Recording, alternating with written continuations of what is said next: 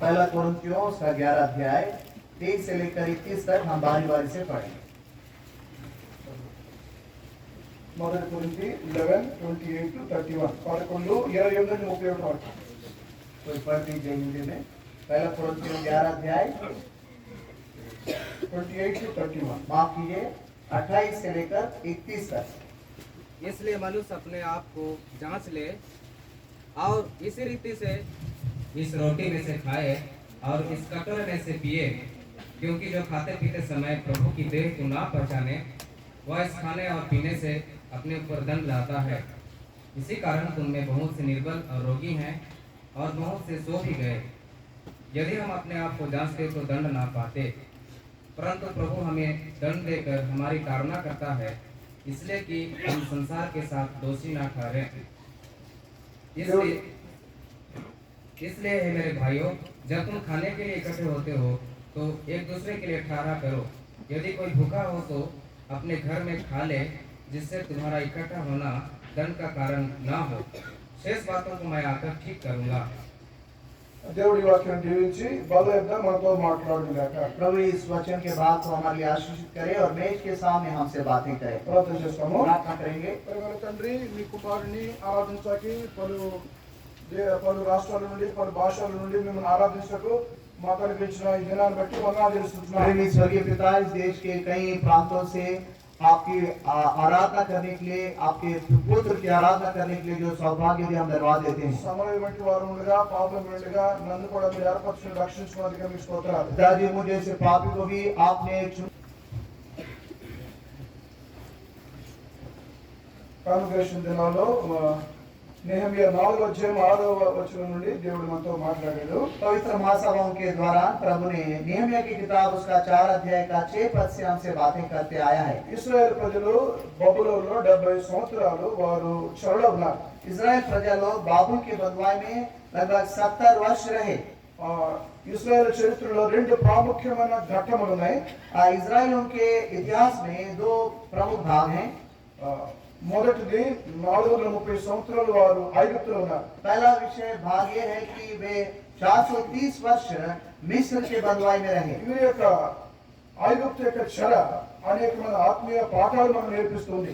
ये जो बाबुल का जो बंधुआई है हमें इस समय के लोगों के लिए बहुत से आत्मिक पाठ सिखाते हैं। పౌలు కూడా తన పత్రిక రాసినప్పుడు బబులోనికి ఐగుప్తు యొక్క చెరల గురించి రాశాడు। पौलुस भी अपने पत्रियों में बाबुल का बंधुआई के बारे में उल्लेख किया। రెండవదిగా యూదులు బబులోనులో 70 సంవత్సరాలు వారు చెరలో ఉన్నారు। और दूसरी बात यह है कि इजराइल प्रजा बाबुल के देश में 70 वर्ष बंधुआई में रहे। రెండు కలిపితే 500 సంవత్సరాలు వారు చెరలో ఉన్నారు। यदि आप दोनों को मिला है लगभग 500 वर्ष इजराइल प्रजा बंधुआई में रही। వారి చరిత్రలో 500 సంవత్సరాలు దేనికి పనికి రాకుండా వారు ఉన్నారు।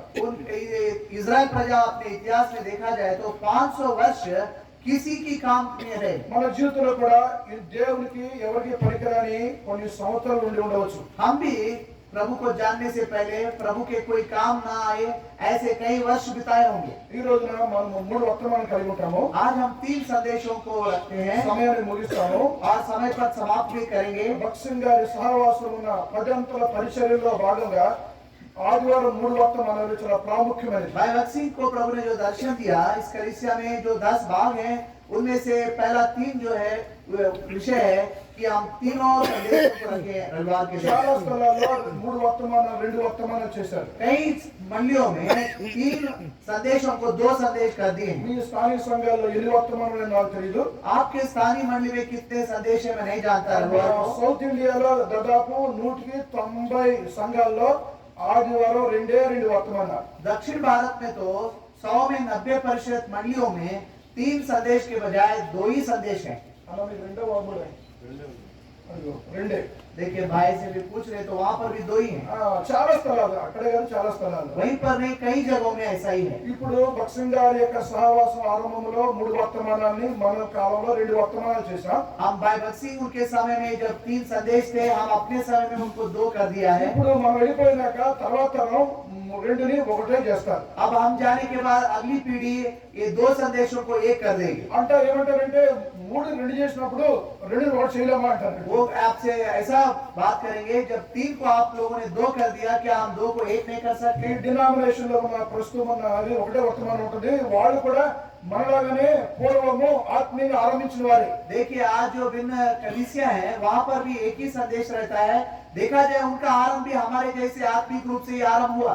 రెండు వర్తమానాలు అందరికీ అలవాటు అయిపోయింది. अब 2 संदेश सबको आदत हो गई है. సంఘానికి సుఖంగా ఉంది, సేవకులకు సుఖంగా ఉంది, అన్నిటికీ సుఖంగానే ఉంది. कलीसिया भी सुख से है और सेवकों के लिए भी ये अच्छा हो गया है. ఇప్పుడు కూడా హెబ్రోన్ హైదరాబాద్ లో 3 వర్తమానాలు ఉంటాయి. आज भी हेब्रोन हैदराबाद में 3 संदेश रहते हैं. అంతసేపు మనం కూర్చోలేకపోవచ్చు. हम उतना समय बैठ नहीं पाए हों. మనకున్న సమయంలోనే 3 వర్తమానాలు చేసుకోవచ్చు. जितना समय हमें मिलता है, उसी को हम 3 संदेश में बांट सकते हैं. భక్సింగ్ గారి పరిచయంలో పదాంతర ప్రాముఖ్య విషయాలు ఉన్నాయి. भाई भक्ति सिंह उनके सेवकाई में 10 विषय है उनकी అవి सेवकाई. చెప్పడానికి ఇప్పుడు సమయం కాదు. उन बातों को बताना समय नहीं ఈ है. 10లో ఒకటి 3 వర్తమానాలు. ये 10 में एक जो विषय है वो रविवार के दिन 3 संदेश. మొట్టమొదటి వర్తమానము రక్షణ పొందిన వారికి, पहला जो संदेश रहता है उद्धार पाए हुए लोगों के लिए, ఆరాధన చేయడానికి. आराधना करने के लिए. రెండో వర్తమానము दूसरा संदेश, రక్షణ పొందిన వారు తమను తాము పరీక్షించుకోవటానికి. जो उद्धार पाए लोग अपने आप को जांचने के लिए. సంఘంలో రక్షణ పొందిన వారు ఉంటారు, मंडली में उद्धार नहीं पाए हुए लोग रहते हैं. ఆత్మీయంగా పడిపోయిన వారు ఉంటారు. उद्धार पाकर गिरे हुए रहते మరి हैं. వాళ్ళ వర్తమానం ఏది? उनके लिए संदेश कहाँ है? వాళ్ళ వర్తమానమే లేదు. उनके लिए संदेश ही नहीं है. ఇది చాలా విచారం, ఇది అన్యాయం. ये बहुत ही दुखमय विषय है. మన మేలు కొరకు రెండు చేసుకోవడం సరికాదు. हमारे अनुकूल के लिए 2 बनाना अच्छा नहीं సో है. 3 వర్తమానాల్లో మరలా 3 భాగాలు. इसलिए तीसरा संदेश में 3 भाग. ఏ వర్తమానమైనా 20 నిమిషాలు ఇవ్వచ్చు. आप कौन सा भी संदेश आप 20 मिनट में खत्म कर सकते हैं. కొంతమంది లాంగ్ వర్తమానం ఇస్తే మంచి ప్రసంగికుడు అనుకుంటారు. कुछ लोग सोचते लंबा प्रचार करने से अच्छा प्रचारक है. అసలు చిన్న వర్తమానం ఇచ్చిన అందరూ మెచ్చుకుంటారు. देखिए, जो छोटा संदेश देते हैं उन्हीं को पसंद करते हैं लोग. ఒకసారి హెబ్రోన్లో నేను రెండో వర్తమానం 15 నిమిషాలు ఇచ్చిన. हेब्रोन में मैं दूसरा संदेश सिर्फ 15 मिनट दिया. అందులో ఏ వర్తమానం నాకు కనిపించరా? उसमें कुछ संदेश मुझे नहीं समझा. అందరూ భలే చెప్పారు అని చెప్పారు. कई लोगों ने बोला बहुत अच्छा आपने తక్కువ संदेश. చెప్తే చాలా బాగుందని చెప్తారు. जब प्रभु देते तो सब अच्छे हैं बोलते. దానికి వర్తమానికులు తక్కువ చెప్పడం నేర్చుకోవాలి. हम जो प्रचारक हैं थोड़ा बोलना सीखना సో चाहिए. 3 వర్తమానాలు మళ్ళా 3 భాగాలు ఉంటాయి. तीसरे संदेश में भी 3 भाग रहते हैं. ఆదరణ కూడిన మాటలు ఉండాలి. उसमें सांत्वना की बातें होनी चाहिए. దుఃఖంతో వచ్చేవారు ఉంటారు. कहीं दुख में आते हैं, దేవుడు మాతో మాట్లాడటానికి వేచి ఉంటారు. वो प्रभु हमसे बातें कर इस इंतजार में रहते हैं. ఆరాధన రెండో వర్తమానంలో అవి రావు. आराधना और दूसरे संदेश में वो नहीं आते. రెండోదిగా నిరీక్షణ కలిగిన మాటలు ఉండాలి. और उसमें आशा की बातें होनी चाहिए. భవిష్యత్తు గురించి నిరీక్షణ బాగుంది. और आने वाले समय की आशा है.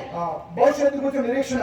आने वाले समय का आशा. ఉద్యోగం రావాలి, नौकरी मिलना है, పెళ్లి రావాలి, और शादी होना है, పిల్లలు సెటిల్ అవ్వాలి, और बच्चे सेटल होना है, సేవలో అభివృద్ధి ఉండాలి. और सेवकाई में बढ़ोतरी होनी ఇవి चाहिए. నిరీక్షణతో కూర్చున్న మాటలు. ये सब आशा की बातें. ఇవి కూడా 3 వర్తమానంలో ఉండాలి. तीसरा संदेश में ये भी होनी चाहिए. 3 వర్తమానంలో 3వ భాగము और तीसरा संदेश का तीसरा भाग రక్షణతో కూడిన మాటలు ఉండాలి. उद्धार के लिए संदेश होना चाहिए. మరి రక్షించబడిన వారికి సువార్త మాటలు ఎక్కడ ఉన్నాయి? और उद्धार नहीं पाए लोगों के लिए सुसमाचार की बातें कहाँ? చాలా స్థలాల్లో ఆదివారం సాయంత్రము రక్షణ సువార్త కూడిక ఉండదు. कई जगहों में रविवार के संध्या को सुसमाचार की सभा नहीं होती. ఉంటే మంచిదే. यदि है तो अच्छी बात మీ है. అనుకూలం బట్టి ఉండొచ్చు, ఉండకపోవచ్చు. कई बार रहता है, नहीं भी रहता है. రక్షించబడిన వారికి వర్తమానం అది. उद्धार नहीं पाए लोगों के लिए संदेश कहाँ है? వాళ్ళు గుడ్ ఫ్రైడే దాకా వేచి ఉండాలి. क्या वो शुक्रवार तक इंतजार करें? शुक्रवार तक. సంవత్సరం ఒకసారి కొన్ని స్థలాల్లో గుడ్ ఫ్రైడేకి సువార్త చెప్తారు. कई बार साल के एक ही बार सुसमाचार सभा होती है. ఇవన్నీ కూడా భక్సింగ్ గారు ఆలోచన చేసి సిద్ధపరచడం మాటలు ఇవి. ये सब भाई भक्त सिंह ने अच्छे से सोच कर ये 3 संदेश रखे. 3వ వర్తమానాన్ని ముగించేసేసారు, ఖతం చేశారు. अब तीसरा संदेश को हटा दिए. కనుక సహోదర సహోదరి మీరు ఎవరైనా సరే, इसलिए भाई बहन आप कोई भी हो, ఈ మధ్యన దేవుడు నాకు ఈ భారం ఇచ్చినాడు. हाल ही में प्रभु ने मुझे बोझ दिया है. ఇది 6వ వారము. అన్ని స్థలాల్లో 2-3 వర్తమానాలు చెప్తున్నా. अभी ये 6वां सप्ताह है. मैं हर जगह जहाँ पर भी जाता हूँ 3 संदेश दे रहा हूँ. 2 వారాల క్రితం నేను విశాఖపట్నంలో ఉన్నాను. 2 सप्ताह पहले मैं विशाखापट्टनम में था. వాళ్ళ పెద్దలతో వాళ్ళ సేవకుడితో చెప్పినాను 3 వర్తమానం తీసుకుంటాను. वहाँ के सेवक भाई से मैंने बताया मैं 3 संदेश लूंगा. ఆయన అలాగా ఒప్పుకుంటేనే నేను వస్తానని చెప్పిన. और यदि आप मानोगे तभी मैं आऊंगा. ఆయన అన్నాడు మా పెద్దలతో మాట్లాడాలని చెప్పినాడు. उन्होंने कहा हम बड़े प्राचीनों से बात करेंगे. నేనన్నా మీ పెద్దలతో నాకు తెలుసు, మాది అదే ఊరు, మీ పెద్దలతో మాట్లాడతానని చెప్పిన. आपके प्राचीन मैं जानता हूँ कि मैं भी उसी जगह का मुंह करके मैंने కానీ बताया, సేవకుడు పెద్దలతో చెప్పలా.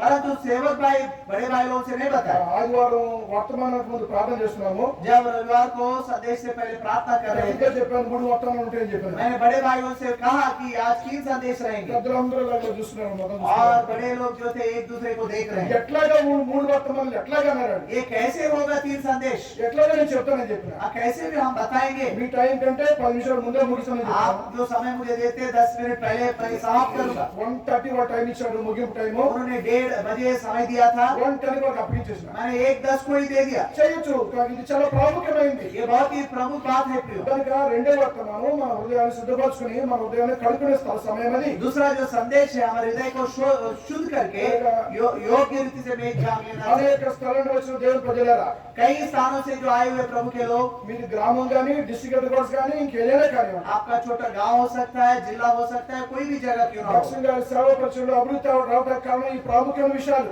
भाई भक्ति उनके सेवका यदि इतना बढ़ गया उसका कारण ये भी एक है। 3 వర్తమానాలు 2 చేయకండి. 3 संदेशों को 2 मत कीजिए। నిశ్చయంగా 2 చేశారా తర్వాత మీరు ఒకటే చేస్తారు. यदि आप 2 कर देंगे अगला वाला पीढ़ी उसको 1 कर देगी, ఆ సమాజం డినామినేషన్ అయిపోతుంది. और हमारा जो कलीसिया भी अगले अलग जो डिनोमिनेशन के जैसा बन जाए। కాన్వకేషన్ లో మనము నెహెమియా 4:6 చదివాము. हमने नेहम्या 4:6 को पवित्र महासभा के द्वारा ध्यान किए। యూదుల మధ్య యెరూషలేములో జరిగిన పతనాలు ఏంటి? यहूदियों के बीच में जो यरूशलेम में जो उनकी गिरावट के बारे में देखे, ఎందుకు వారు బబులోను పడిపోయారు? क्यों वे लोग बाबुल देश चले गए। 5 అంశాలు క్లుప్తంగా చెప్తాను. 5 बातों को मैं संक्षेप में बताऊंगा। యూదుల మధ్య జరిగిన అవకతవకలు లేకపోతే ప్రాబ్లమ్స్ ఏంటి? यहूदियों के बीच में जो पतन का कारण 5 कारण मैं बताऊंगा। మొట్టమొదటిది पहला विचार నెహెమియా గ్రంథము नेहम्या की किताब 13:17 13 अध्याय का 17 पद। 13:17 नेहम्या की किताब 13 का 17 पद। వారు విశ్రాంతి దినమును నిర్లక్ష్య పెట్టిరి. उन्होंने विश्राम दिन को अपवित्र करते They थे, neglected Lord's day. प्रभु का दिन को उन्होंने ठुकराया। ప్రభు దినము ఆదివారం ప్రభు దినం. जो रविवार है प्रभु का दिन है। యూదుల్లో చాలా మంది వాళ్ళు వ్యాపారస్తులు. यहूदियों में कई लोग वे व्यापार करने वाले हैं। ఇప్పుడు కూడా యూదులు వ్యాపారస్తులే. आज भी वे लोग व्यापारी हैं। ఆ దినమున అప్పుడు చేపలు అమ్ముకునే వారు ఇప్పుడు టెక్నాలజీ అమ్ముకుంటున్నారు. उस समय वो मछली बेचते थे, अभी वो टेक्नोलॉजी बेचते हैं। నేను డిఫెన్స్ లో పనిచేస్తున్నాను. मैं डिफेंस में काम किया। ఇజ్రాయెల్ దేశంతో మాకు సంబంధాలు ఉన్నాయి. इजराइल देश के साथ हमारे संबंध है। ఉద్యోగరీత్యా నేను ఇజ్రాయెల్ దేశం వెళ్ళాను కూడా. नौकरी की वजह से मैं इजराइल देश गया। వాళ్ళందరూ బిజినెస్ మైండే. वे सब बिजनेस माइंड रहता है। ఏదేమైనా ఆది ప్రభు దినాన వారు విశ్రాంతి దినాన వారు వ్యాపారం చేయడం మొదలు పెట్టారు. वे विश्राम के दिन व्यापार करना शुरू किए। విశ్రాంతి దినం ఆచరించలేదు. वे विश्राम के दिन को आचरण नहीं किए। ప్రభు దినం ఇది. ये प्रभु का दिन है। ప్రభు దినం లాస్ట్ డే.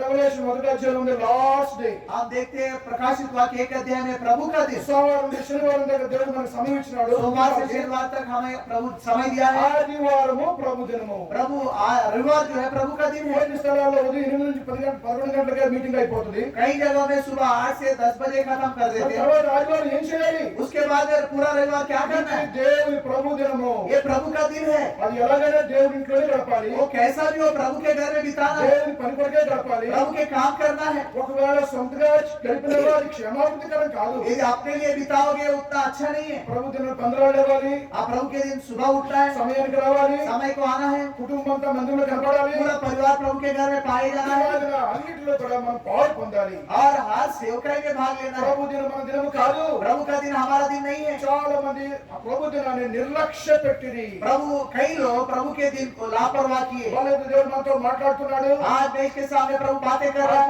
దేవుడి ఇంటికి సమయానికి వెళ్తావా? क्या रविवार को समय पर प्रभु के घर जा रहे हो? కుటుంబంతో దేవుడి మందిలో కనపడతావా? क्या पूरे परिवार प्रभु के घर में जा रहे వాళ్ళ हो? చుట్టూ కూడి వచ్చి ఆరాధన పాల్పొందుతావా? क्या मेज के चारों तरफ इकट्ठा होकर आराधना? ఆరాధనలో పాల్పొందకపోతే చాలా ప్రమాదం నీకు. यदि आराधना नहीं करो ये आपके लिए खतरा है। చాలా మంది మందిరానికి వస్తారు, దేవుడి పనులు చేస్తారు. कई लोग प्रभु के घर आते हैं, काम करते हैं, ఆదివారం బలలో పాల్పొందరు. और रविवार के दिन मेज में भाग नहीं लेते। జాగ్రత్త, నువ్వు ప్రమాదకరంగా ఉంటావు. आप चेतावनी ले, खतरा है। నీవు ఆరాధనలో బలలో పాల్పొందకపోతే यदि आप मेज में भाग नहीं लेंगे సాతాను నిన్ను వాడుకుంటాడు. शैतान तुझे इस्तेमाल करेगा। సంఘానికి విరోధి అవుతావు.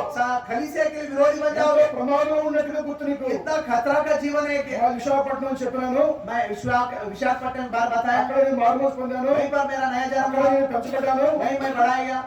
ఇక్కడ బలలో పాలు పొందుకునే ఇద్దరు యవనస్తులు ఉండేవారు. वहाँ पर मेज में बिना भाग लिए 2 जवान रहते थे। అతని పెద్ద మిడిల్ ఏజ్ వచ్చారు వాళ్ళు. उसके बाद कुछ मध्य वयस आ गए। ఎప్పుడు సంఘ వ్యతిరేకంగా పనిచేసేవారు. हमेशा प्रभु के विरुद्ध काम करते थे। సేవకు వ్యతిరేకంగా పనిచేసేవారు. सेवक के विरुद्ध काम करते వాళ్ళ थे। పని అంతా కూడా ఇదే పని. उनका पूरा काम यही रहता था। యెరూషలేములో ఇద్దరు ఉన్నారు, నెహెమ్యాకి ఇద్దరు ఉండేవారు. यरूशलेम में भी नेहमिया के विरुद्ध 2 लोग थे, సంబలకి టోబియా. सनबलत और तोबिया। ఎప్పుడు విరోధమే. हमेशा विरोध।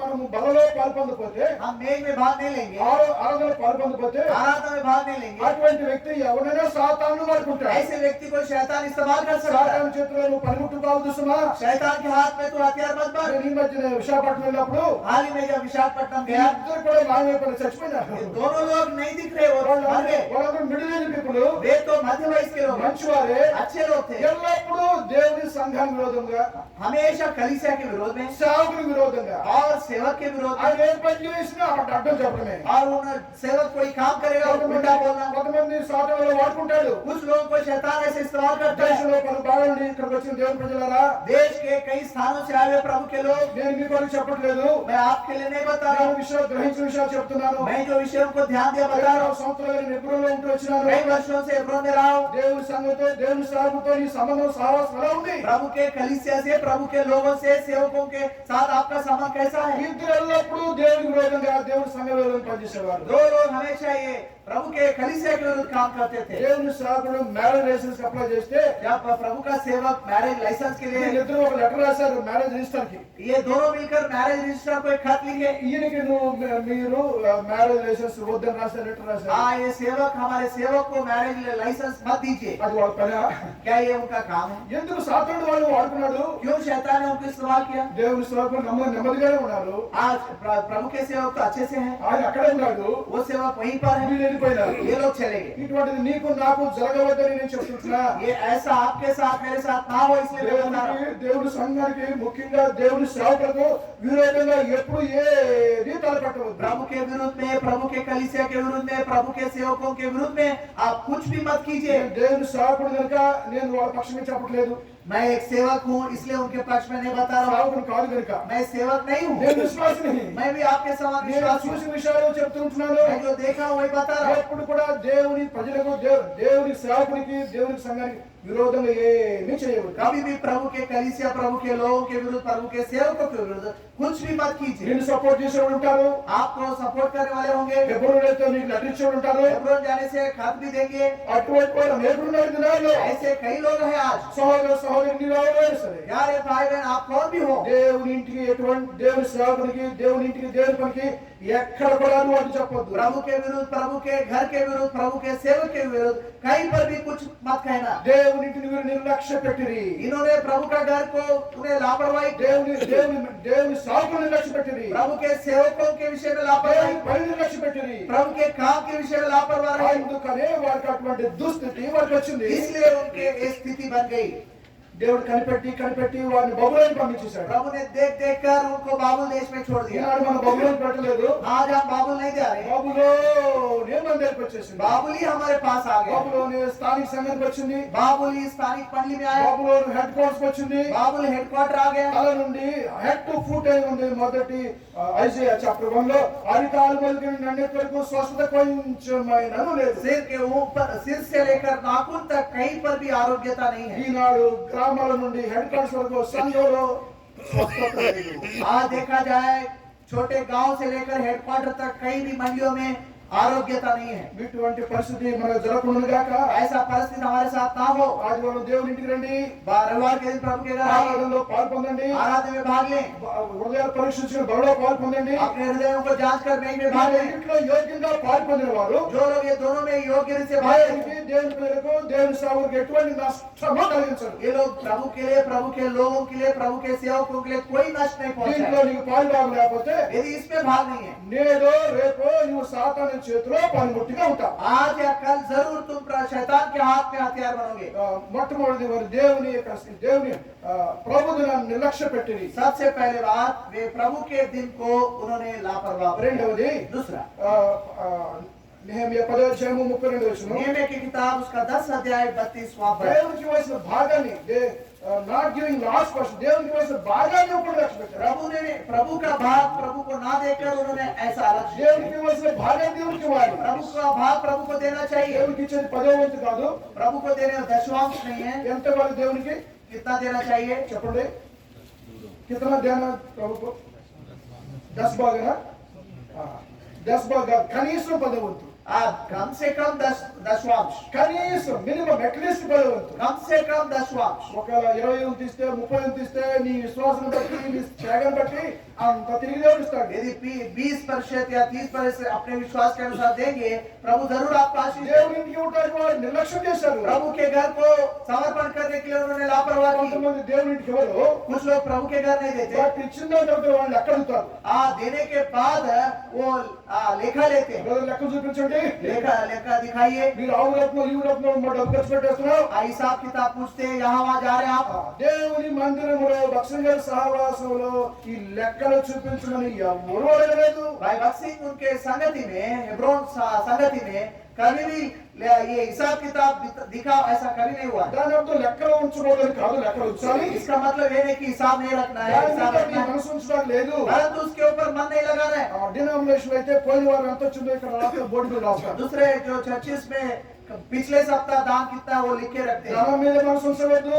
धन के ऊपर मन मत लगाइए। ఏదేమైనా దేవునికి ఇవ్వాల్సిన భాగం ఇవ్వాలి. जो कुछ भी हो, जो प्रभु का भाग है प्रभु को देना चाहिए। దేవునికి ఇచ్చేది డబ్బు మాత్రమే కాదు. सिर्फ पैसा ही प्रभु को नहीं देना है। ఇంగ్లీష్ లో 3 మాటలు ఉన్నాయి. अंग्रेजी में 3 बातें हैं। Time, talent and treasure. और समय, आपका वरदान और अपना संपत्ति। మన సమయము, మన తలాంతు, మన ద్రవ్యము. और हमारा समय, हमारे वरदान और हमारा द्रव्य। ద్రవ్యము మూడవది ఆస్తి. आखिरी में आता है మన पैसा। టైం దేవునికి ఇవ్వాలి. पहले समय देना है। ఆదివారం మాత్రమే సరిపోదు. सिर्फ रविवार काफी మన नहीं। తలాంతు దేవునికి ఇవ్వాలి. हमारे वरदानों को प्रभु को देना है। ప్రతివానికి వారి తలాంతు దేవుడు ఇచ్చాడు. हर एक को प्रभु ने वरदान दिया है।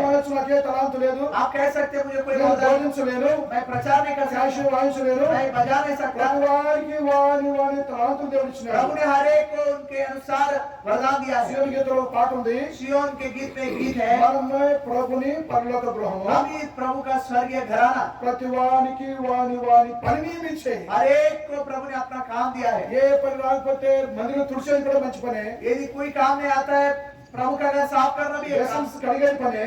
और बर्तन धोना भी एक काम है। ఇన్ఫాక్ట్ మందిరం తుడిచేది వెసల్స్ కడిగేదానికి ఎక్కువ భాగం ఉంటుంది, ఎక్కువ బహుమానం ఉంటుంది. देखा जाए तो ज्यादा जो प्रतिफल है, इनाम प्रभु का घर साफ करना, बर्तन साफ करने में దేవుని होता है। భాగం దేవునికి ఇచ్చుట్లో తప్పిపోయినారు. प्रभु का भाग प्रभु को देने में चूक गए, దేవుడు వేచుండి వాడిని బబులోను పంపించాడు. इसलिए इंतजार कर करके उनको बाबुल देश के बंधुआ में ले गया। तीसरा 10వ అధ్యాయం 36 వచనం. 10 अध्याय और उसका 36 पद। నెహెమ్యా 10:36.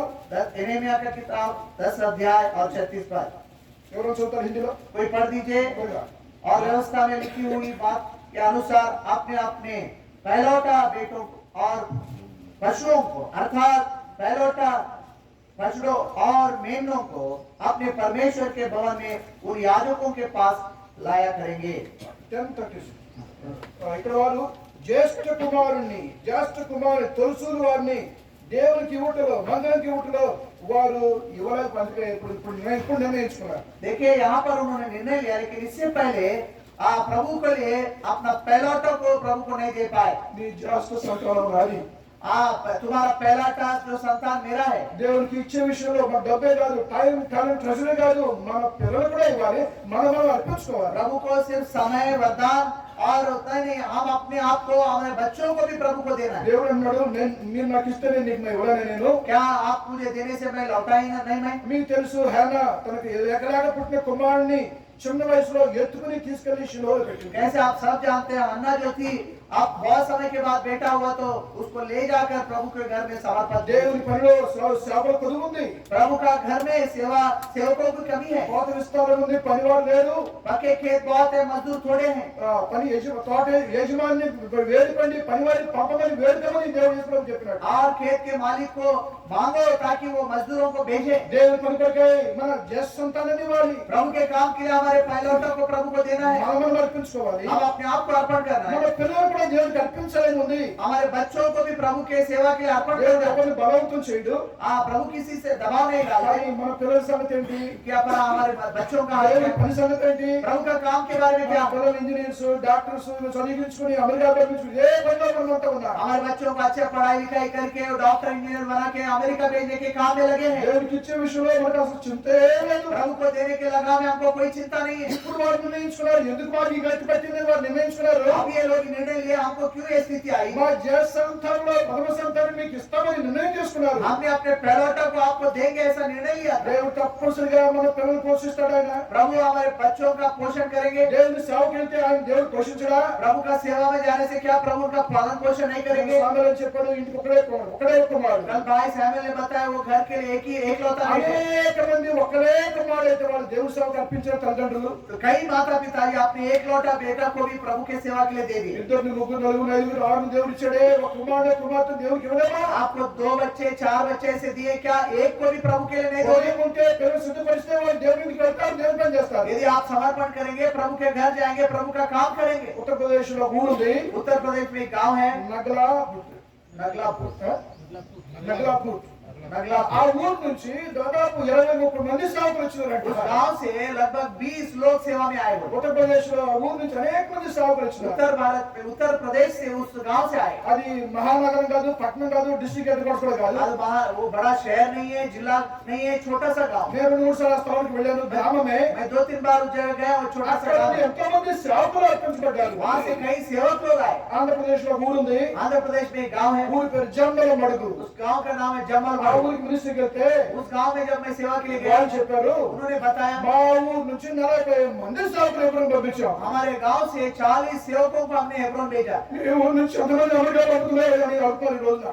ఎంతమంది అమెరికా వెళ్ళారు మీ ఊరు నుంచి? आज ये पूछ रहे हैं कि आपके गांव से अमेरिका कितने लोग गए? దేవుడు అన్నాడు, మీ ఊరు నుంచి ఎంతమంది ఎప్పుడోకి వెళ్ళారు? प्रभु पूछ रहे हैं आपके गांव से हेब्रोन कितने लोग गए? ఎంతమంది దేవుని సేవకు వెళ్ళారు? कितने लोग प्रभु की सेवा में गए? ఊరు సంగతి ఎందుకు, మన ఇంటి గురించి ఎంతమంది వెళ్ళారు? गांव का छोड़ दीजिए, आपके घर में से कितने लोग हैं? దేవుని పనిలో ఏం తక్కువ ఉందా? प्रभु के काम में कुछ कम होता है क्या? దేవుడు ఏమైనా పసుపు పెట్టాడా? क्या प्रभु भी ఆయన भूखा रखेंगे? ఘనత ఇవ్వడా? क्या प्रभु आदर नहीं దేవుడికి देंगे? ఇచ్చే విషయం ఎంత మంది నిర్లక్ష్యంగా ఉన్నా? कितने लोग प्रभु को देने के लिए हम लापरवाह हैं? అందుకనే దేవుడికి తన పిల్లలు ఇవ్వడానికి మాకు ఇటువంటి పరిస్థితి పట్టిందని వారు గ్రహించారు. उन्होंने ये समझ लिया हम प्रभु को अपना पहलौठा नहीं देने के कारण ये स्थिति आई है। దేవుడు మాట్లాడుతున్నట్లయితే మన పిల్లలు కూడా దేవుడికి అర్పిద్దుము గాక. यदि आज प्रभु आपसे बातें कर रहे माता पिताजी अपने बच्चों को आज प्रभु को अर्पण करें। కొన్ని కుటుంబాల్లో కుటుంబం అంతా దేవుడికి అర్పించుకున్నారు. कुछ ऐसे परिवार हैं, पूरे परिवार प्रभु के सेवा में अर्पण है। దేవుని సేవకుడు జాన్ స్టూవర్ట్ గారు ఉన్నారు. వాళ్ళ ఇంట్లో 40 సేవకులు. भाई जॉन स्टुअर्ट जो प्रभु के सेवक है, उनके घर में 4-5 लोग सेवा में हैं। హెబ్రోన్లో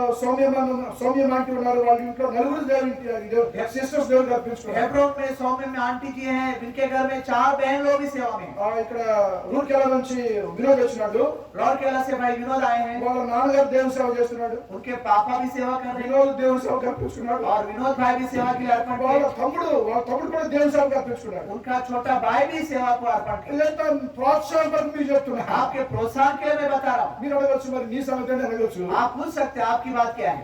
దేవుని అర్పించుకోకపోయినా దేవుని సేవకులతో పాటు సేవ చేస్తున్నా. हम यदि पूर्ण काल सेवा के लिए अर्पण नहीं भी किए हो, हम सेवक लोगों से मिलकर काम कर रहे మా हैं। పిల్లలు కూడా దేవుని సేవ చేస్తున్నారు. हमारे बच्चे भी प्रभु का सेवा कर रहे हैं। సోదరి సోదరి भाई बहन, దేవుని పని యందు దే హ్యాడ్ మైండ్ వర్క్. దేవుని పని చేయడానికి మనసుందా? उनको प्रभु के काम करने के लिए मन था, क्या आपको ऐसा मन है? సో మూడవది, వాళ్ళ సంతానాన్ని దేవునికి ఇవ్వలేకపోయినారు వారు. तीसरी बात यह है कि वे अपने बच्चों को प्रभु को नहीं दे पाए, అందుకనే వారికి ఇటువంటి పరిస్థితి కలిగింది. इसलिए ऐसा परिस्थिति आई।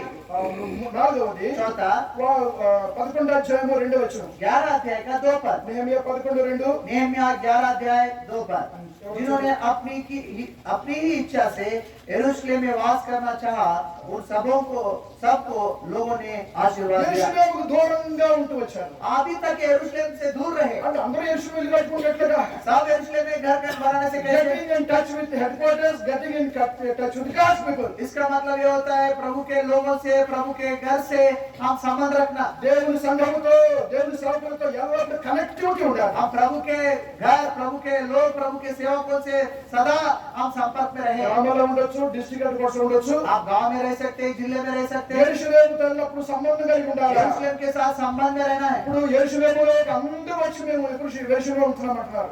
ये लोग कह रहे हैं अब हम सब लोग मिलकर यरूशलेम में रहे. కష్టం వచ్చింది, యెరూషలేములో కష్టం వచ్చింది, जब वहाँ कठिनाई आई, ప్రాకారాలు పడిపోయినాయి, जब शहर पाना गिर గుమ్మాలు गए అగ్ని చేత కాల్చబడ్డాయి. और फाटक अग्नि से जल అందులో गए, మేము యెరూషలేము వచ్చేస్తాము.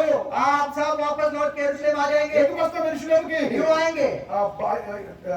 దేవుని ప్రజలను బలపరచడానికి, ताकि हम प्रभु के लोग को स्थिर कर सकें, వారి కొరకు ప్రార్థన చేయడానికి. ताकि हम उनके लिए प्रार्थना करें. Mindful of Jerusalem. और अब उनका मन पूरा यरूशलेम हो गया.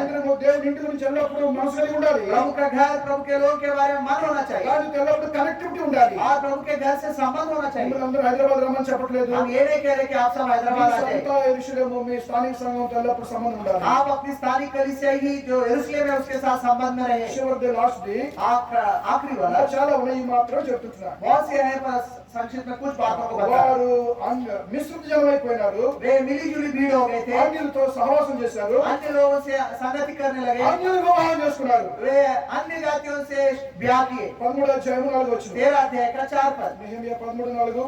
नेहम्याह का 13 अध्याय 4 पद. इससे पहले एलियाशीब याजक जो हमारे परमेश्वर का भवन की कोठरियों में का अधिकारी और तोबिया का संबंधी था. యాజకుడు ఎలియాషీబు తోబియాతో బంధుత్వం కలిగి చేసుకుని మ్యారేజ్ బంధుత్వం. देखिए याजक एलियाशीब ये तोबिया से संबंध बनाया.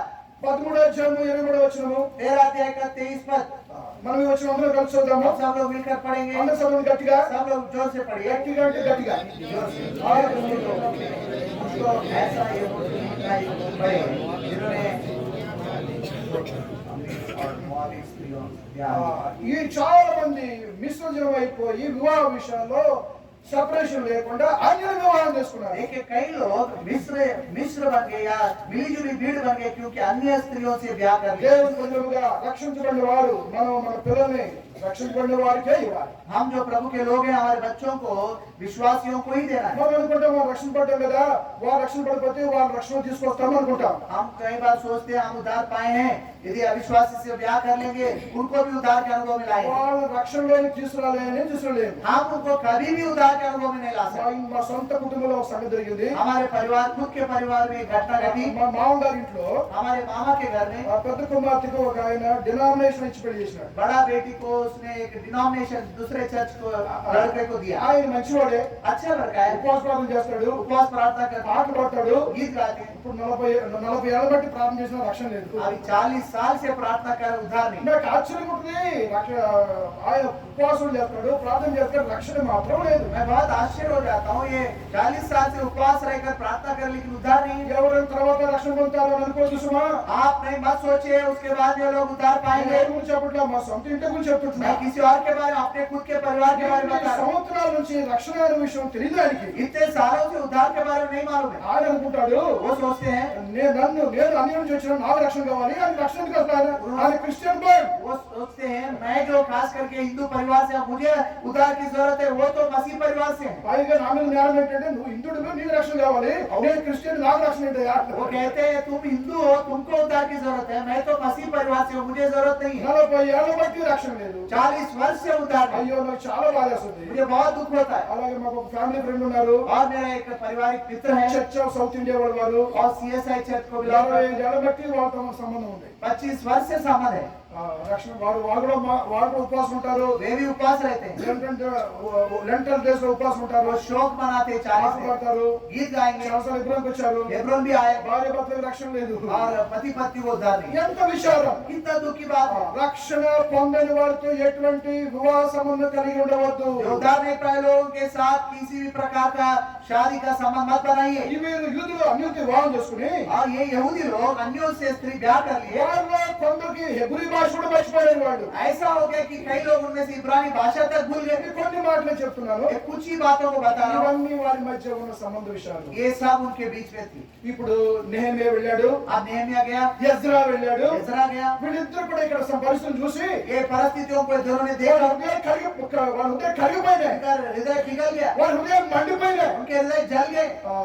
మొట్టమొదటి గుంపులో యెరుబ్బయలు తో వచ్చిన గుంపు బబులోను నుంచి 50,000 మంది వచ్చారు. पहले जो झुंड जरुब्बाबेल के अगुवाई में 50,000 लोग आए। బబులోను నుంచి రిటర్న్ అయ్యి बाबुल से వచ్చిన यरूशलेम आए। యెరుబ్బయలు వచ్చి మందిరం కట్టాడు.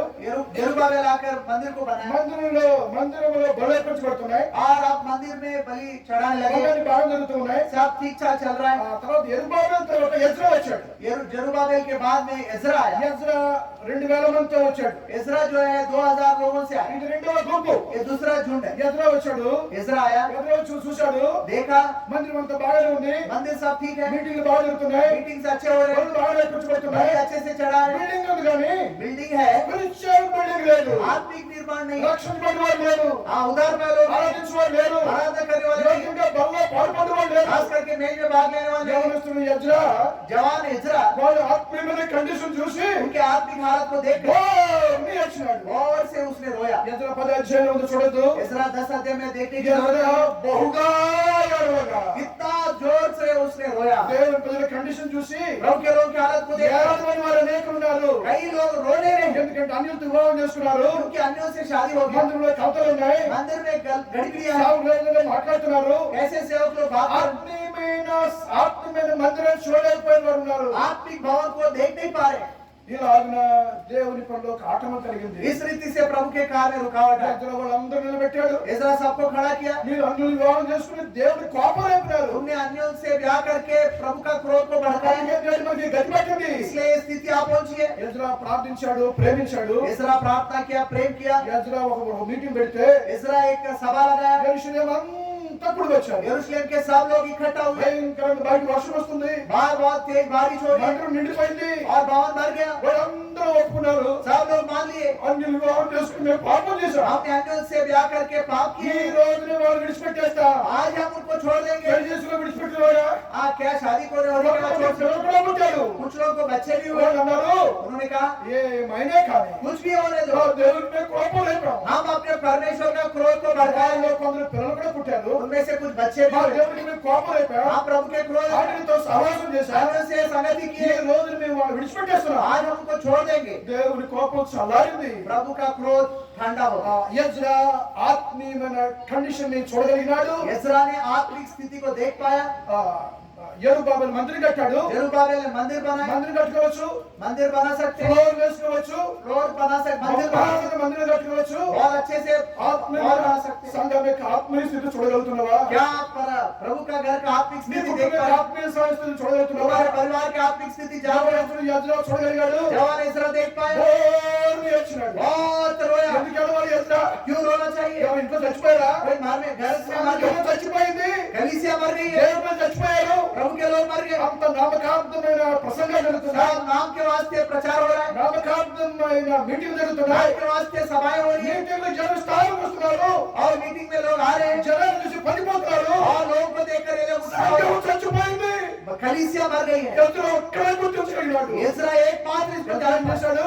क्या हृदय देख ఓర్ని ఏడ్చినాడు. और बोझ से रोया। సంఘం అంతా సమకూర్చాడు. सब ठीक से फिर से मंडली को इकट्ठा సంఘం అంతా ఏడ్చాడు. पूरे मंडली प्रार्थना, సంఘం పవిత్రపరచబడింది. कलीसिया पवित्र हो गया। దానికి ఆనందం కలిగింది. प्रभु को बहुत खुश हुआ। అవిశ్వాసులు జోడి ఉండవద్దు. आप अविश्वासियों से जो जोड़ी मत बनना। సంఘంలో అవిశ్వాసులు ఉన్నారు. कलीसिया में भी अविश्वासी हैं, విశ్వాసుల్లో అవిశ్వాసులు ఉన్నారు. विश्वासियों में अविश्वासी हैं। ఎట్లా పవిత్రత కాపాడుకుంటున్నామా? क्या पवित्रता को कायम रखने ఇటువంటి స్థితి వచ్చింది. ऐसी स्थिति आई। దేవుడు కొన్నాడు ఎజ్రా నెహెమియా प्रभु का धन्यवाद हो। एजरा नेहमिया ఒక ఆత్మీయ మందిరం కట్టారు. उन्होंने आत्मिक भवन को बनाया। మూడో గుంపుగా నెహెమియా వచ్చాడు. तीसरा झुंड में नेहमिया ने ఆయన आया, ప్రాకారం కట్టాడు. वो शहरपालों को बनाया గుమ్మలు నిలిపినాడు. और फाटकों को फिर से खड़ा किया। వారు దేవుని ప్రజలను ప్రోత్సాహపరిచారు. उन्होंने प्रभु के लोगों को प्रोत्साहन ఈ किया। పనులు ఏంటో మనం వస్తుందిగా जब हम एक के पास आते हैं, చెప్పండి 5 విషయాల్లో ये जो बातें 5 बातें बताई, నేను కానీ మనం కానీ తప్పిపోయినాము. कहीं पर आप या मैं चूके हैं, అందుకే మనం నేడు బబులోనులో ఉన్నాం. इसलिए कारण हम बाबुल में हैं, నెమ్మది పరిస్థితిలో ఉన్నాం. बिना शांति के जीवन बिता रहे, ఆశ్రయం లేని పరిస్థితిలో ఉన్నాం. बिना आशीष के जीवन बिता रहे। హృదయాన్ని పరీక్షించుకుని हम अपने हृदयों को जांच कर బలలో పాల్పొందిన ప్రభు సహాయించును గాక. मेज में भाग लेने के लिए प्रभु हमारी सहायता करे।